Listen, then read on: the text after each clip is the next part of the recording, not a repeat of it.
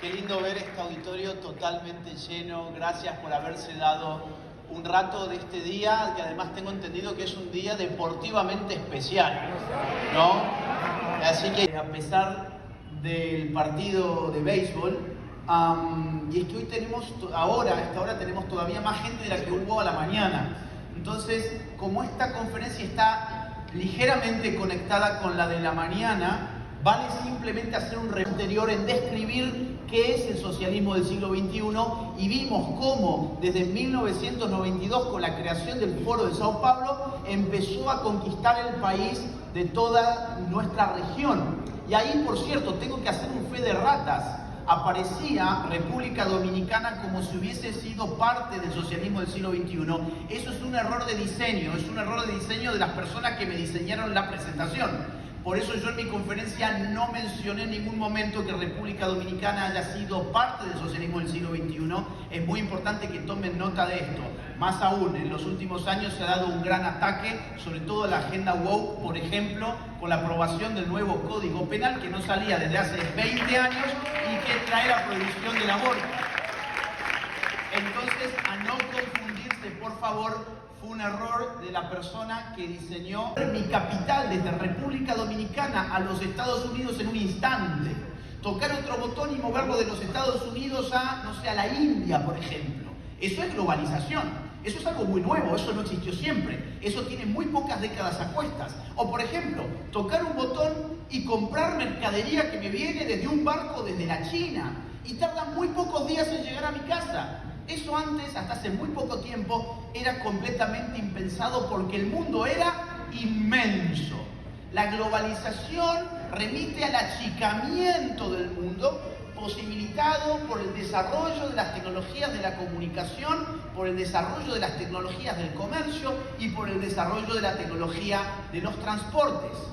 Toco otro botón y contrato para mi empresa a un trabajador al cual nunca voy a ver en mi vida, pero el tipo está trabajando para mí y está ubicado en la India. O viceversa, yo soy contratado por una empresa que opera en España, no conozco a mi jefe más que por reuniones de Zoom, pero soy un empleado de esa compañía. Esas son las características del mundo globalizado, y la membresía del club la pagan los ciudadanos.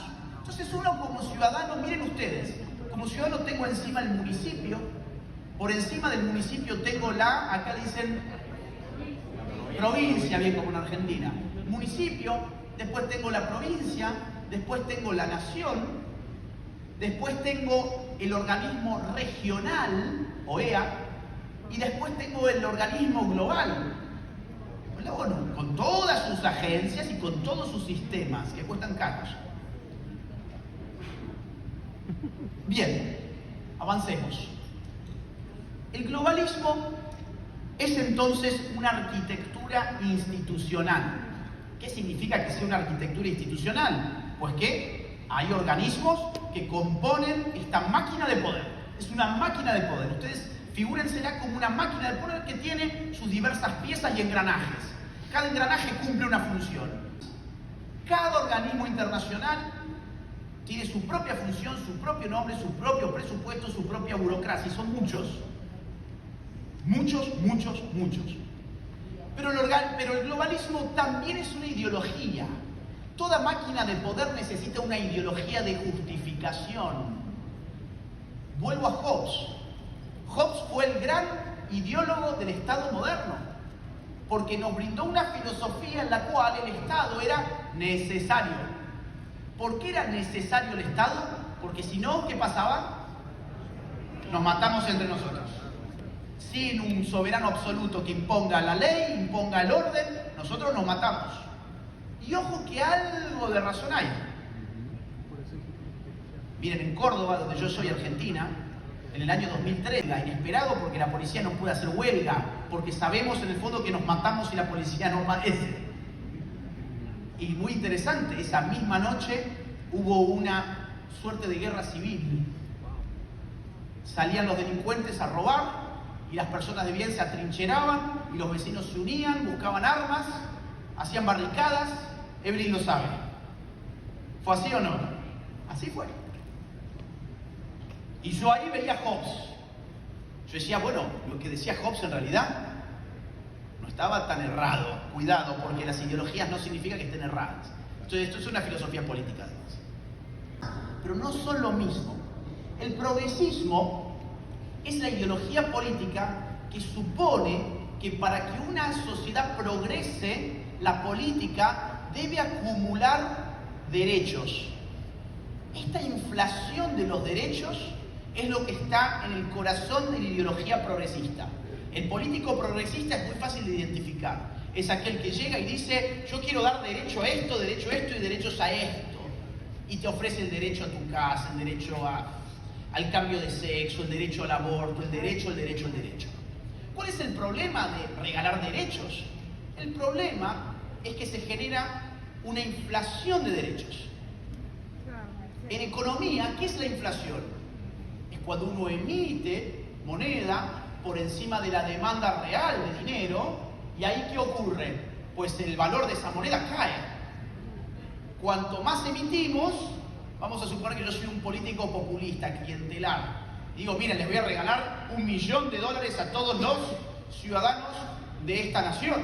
Mañana voy a empezar a imprimir por el equivalente de $1 millón por cada ciudadano que haya acá y vamos a ser todos millonarios.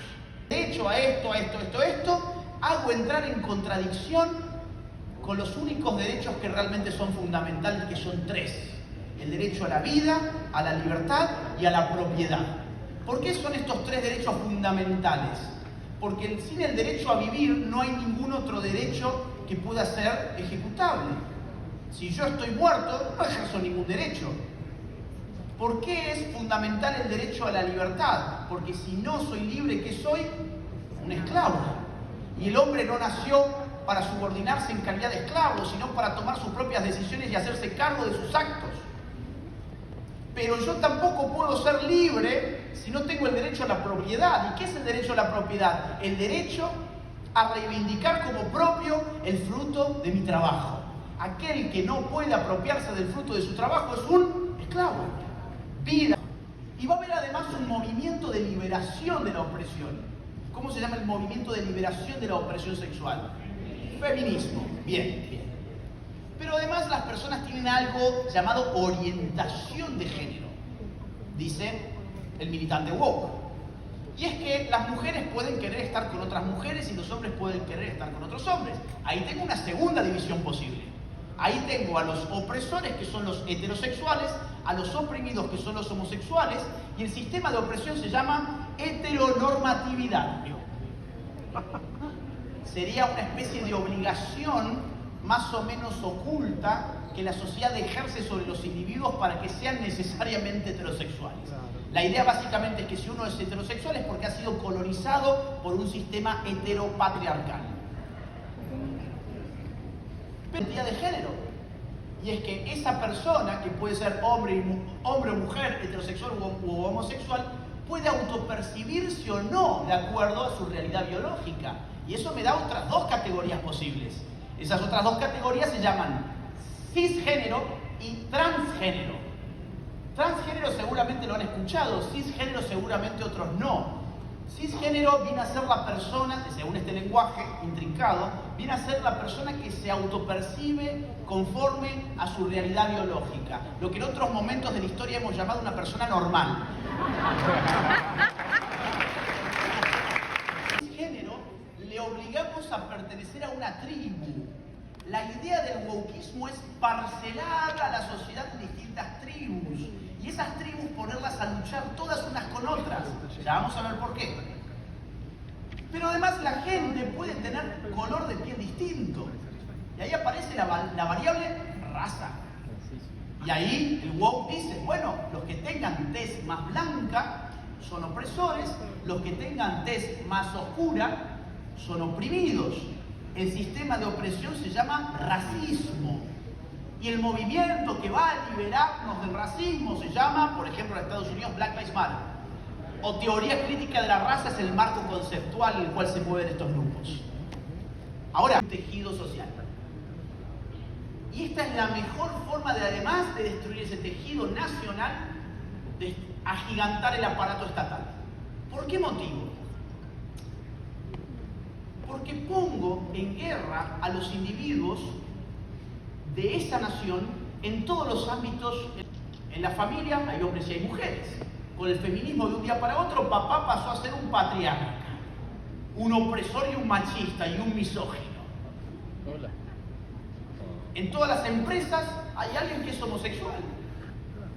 Y cuando le alimentaste la idea de que está oprimido y esa persona trabaja mal, el jefe no lo puede echar. Porque no lo va a haber echado por trabajar mal. Lo echó porque era un homofóbico. Y metí este virus en las iglesias también. En las iglesias encontramos mucha diversidad, pero ya no es diversidad, es conflictividad. La sociedad civil entra en guerra entre sí. Y antes que se cuidaba de que la política no hiriera sus derechos individuales, ahora le pide al político que le emancipe de las mayorías opresoras. Y ahí aparece el político decir, yo soy el que va a remediar esta situación de opresión.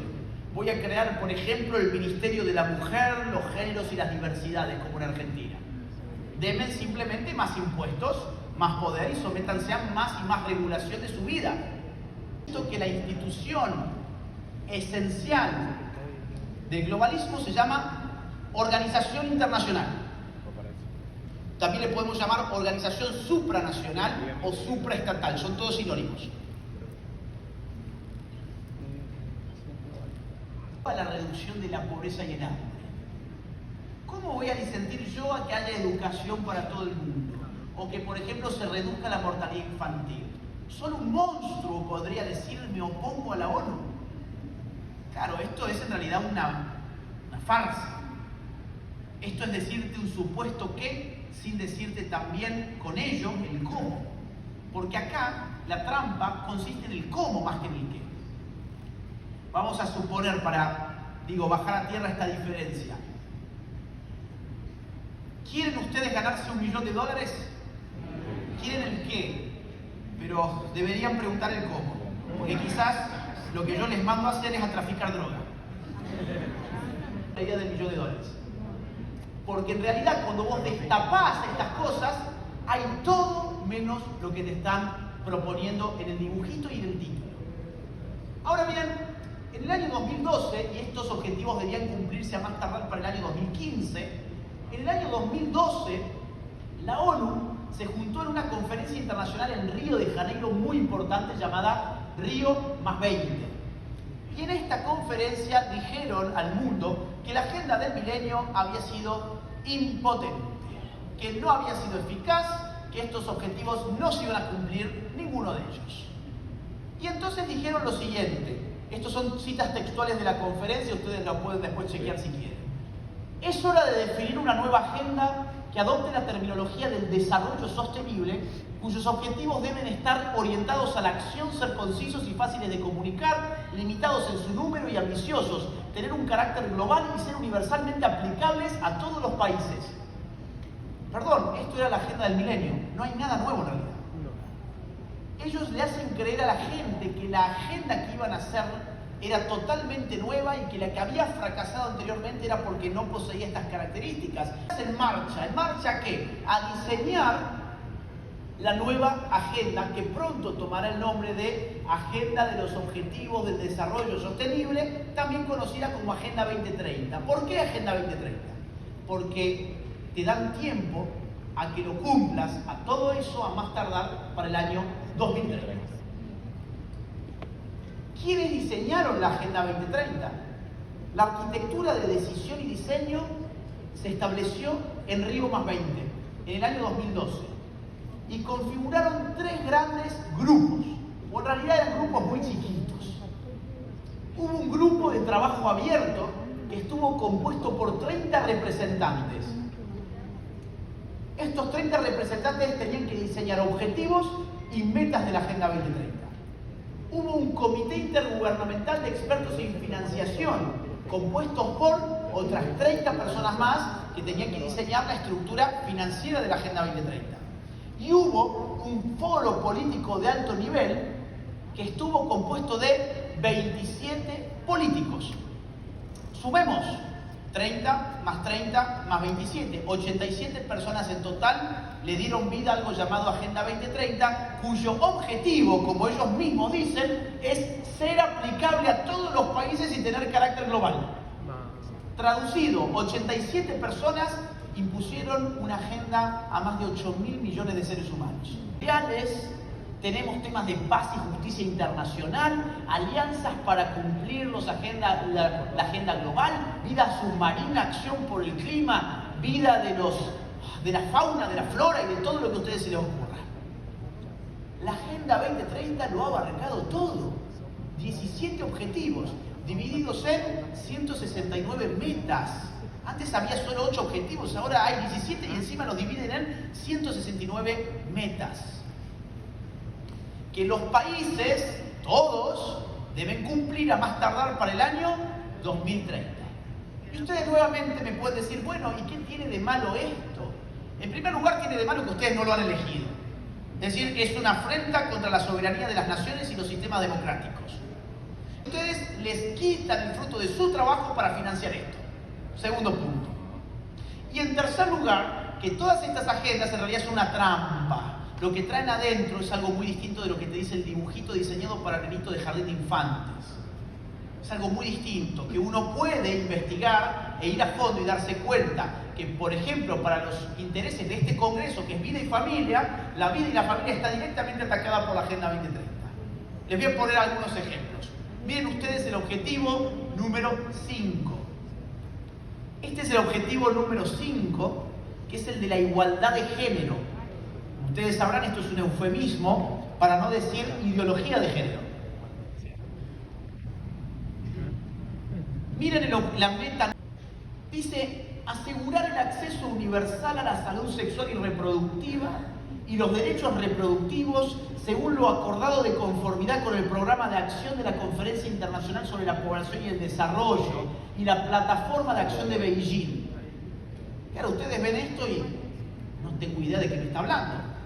Porque para tener alguna idea de qué les está hablando, tienen que ir a revisar qué fue la Conferencia de Población y Desarrollo y qué fue la Plataforma de Acción de Beijing. Y si hacen este esfuerzo, se van a tener que ir a 1994 y 1995. La Conferencia Internacional de Población y Desarrollo se celebró en el Cairo en 1994 y en su punto 7.16 le dijo lo siguiente al mundo. Esta fue una conferencia de Naciones Unidas, valga aclarar. Para el año 2015, dice, los estados deberán tratar de proporcionar acceso universal a una gama completa de métodos seguros y fiables de planificación de la familia y a objetivos conexos de salud reproductiva que no estén legalmente permitidos. Atención, Naciones Unidas te dice que más tardar para el año 2015 me tenés que legalizar todo lo que entra dentro del ámbito de lo que ellos llaman planificación familiar y salud reproductiva, aunque en tu nación eso no esté legalmente permitido. Obviamente, el interés de fondo es el aborto. Y ustedes me dirán, bueno, pero no dice todavía aborto. No lo dice en este párrafo, pero lo dice sí en uno siguiente. 7.6, miren esto. Mediante el sistema de atención primaria de salud, todos los países deben esforzarse porque la salud reproductiva esté al alcance de todas las personas de edad apropiada lo antes posible y a más tardar para el año 2015, año en el que se crea la Agenda 2030, ¿de acuerdo? La atención de la salud reproductiva en el contexto de la atención primaria de la salud debería abarcar, entre otras cosas, 2 puntos. Acá nos van a decir a qué le llaman salud reproductiva. Asesoramiento, información, educación, comunicaciones, etcétera, etcétera, etcétera. Miren el final, interrupción del embarazo. Te lo dejaron para el último a ver si pasaba. ¿Qué es la salud reproductiva? ¿Y por qué hay que legalizar el aborto para esta conferencia internacional de la ONU, organizada por el Fondo de Población de Naciones Unidas? Qué buena gorra, desde las fuerzas del cielo. Qué grande, buenísimo. Embarazo. ¿Por qué quieren el aborto en Naciones Unidas? Bueno, porque si uno lee el comienzo de esta conferencia, empieza diciéndolo con todas las letras: el mundo está sobrepoblado. El mundo está sobrepoblado, entonces, ¿qué necesitamos para equilibrar abortos? Y tu país lo tiene que cumplir a más tardar para el año 2015. O va a tener, ¿qué cosa? No va a tener la fuerza del Leviatán global porque todavía no tiene poderes coactivos, pero va a tener un descrédito tal que los políticos de esa nación se van a terminar arrodillando a Naciones Unidas. Porque hemos sido educados para pensar que Naciones Unidas es el punto de llegada de nuestra humanidad. Y ahí se cierra el circuito. Miren, dice, los objetivos y las 169 metas son el resultado de más de 2 años de un intenso proceso de consultas públicas y de interacción con la sociedad civil y otras partes interesadas en todo el mundo. He dado esta conferencia en prácticamente toda América Latina y nunca jamás escuché a alguien que me dijera, a mí me consultaron. ¿A alguien de acá les consultaron? No. ¿Saben por qué no les consultaron? Porque acá hay una trampa, hay un eufemismo. ¿A qué le llama sociedad civil Naciones Unidas?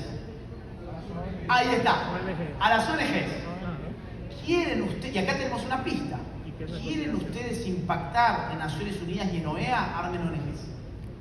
Vayan en calidad de representantes de instituciones de la sociedad civil. Porque cuando dicen le consultamos a la sociedad civil, no significa que les hayan consultado a los individuos de las naciones. Les han consultado a aquellos que han organizado ONGs para ser consultados. Y los que han organizado esas ONGs son los que han contado con el poder económico para hacerlo.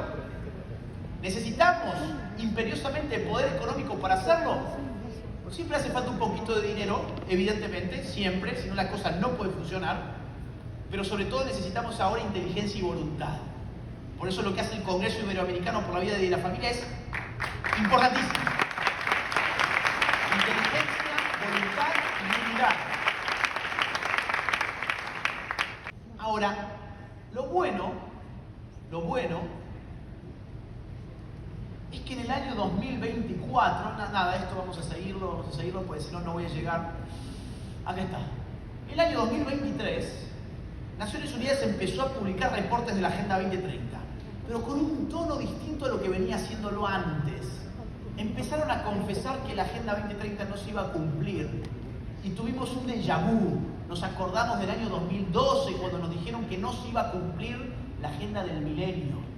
Y ahora nos lo decían de esta forma, miren, los avances por más del 50% de las metas de los objetivos son endebles e insuficientes y el 30% están estancados o han retrocedido. O sea, el 80% es una porquería, básicamente.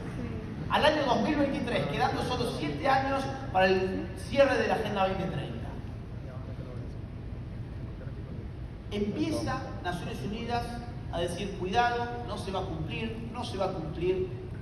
Y así llega el año 2024. Y nos dicen, no se preocupen, no se va a cumplir, pero vamos a redefinir la agenda y ahora se va a llamar Visión 2045 o Pacto del Futuro.